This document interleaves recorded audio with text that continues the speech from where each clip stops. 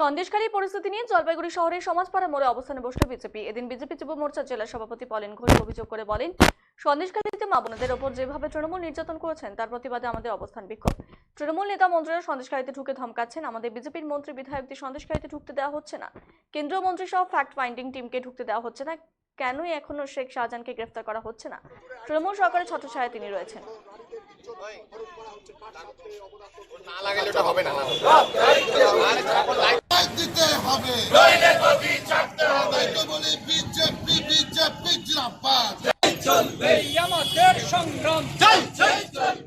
বাংলার মুখ্যমন্ত্রী শেল্টার দিয়েছেন, তাই সেই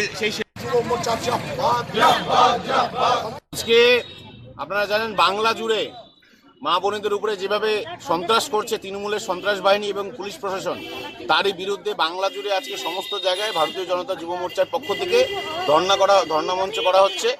কারণ সন্দেশখালীতে মা বোনেদের উপরে যেভাবে অমানবিক অত্যাচার এবং যেভাবে অত্যাচার নেমে এনেছে এই তৃণমূল সরকার, তারই বিরুদ্ধে আজকে এই ধর্ণামঞ্চ আমাদের অনেকক্ষণ চলবে।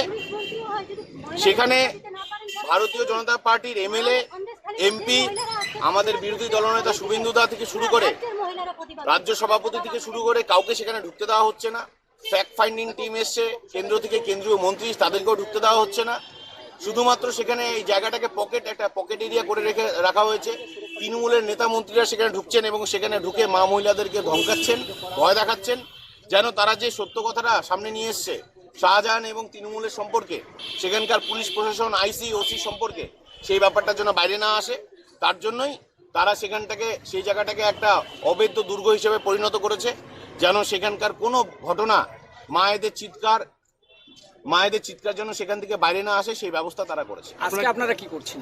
আজকে আমরা জলপাইগুড়ি সমাজপাড়া মোড়ে আমরা আজকে ধর্ণামঞ্চ করছি ভারতীয় জনতা পার্টির পক্ষ থেকে। ভারতীয় জনতা যুব মোর্চার সমস্ত কার্যকর্তারা এখানে অংশগ্রহণ করেছে। ভারতীয় জনতা যুব মোর্চার ব্যানারে এই প্রোগ্রামটা বাংলার সমস্ত জায়গায় আজকে এখানে হচ্ছে। দাবি কি?